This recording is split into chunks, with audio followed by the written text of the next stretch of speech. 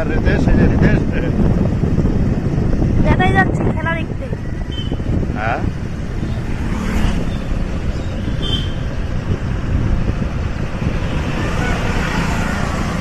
কোথায় যাচ্ছ? বেতাই। বেতাই, সুন্দর একদম। 8 দলীয় ফুটবল টুর্নামেন্ট দেখতে।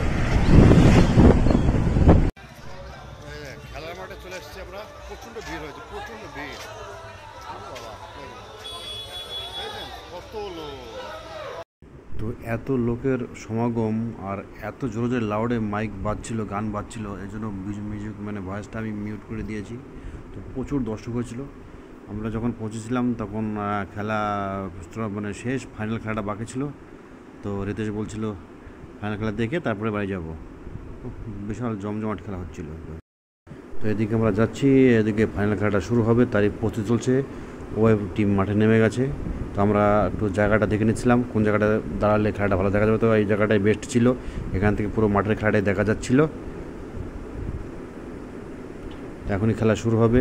এদিকে সব প্লেয়াররা ড্রেস জার্সি চেঞ্জ করে নিচ্ছে, তাদের দুটো টিমের জার্সি একা কালার হওয়াতে চেঞ্জ করে নিচ্ছে। এদিকে খেলা শুরু।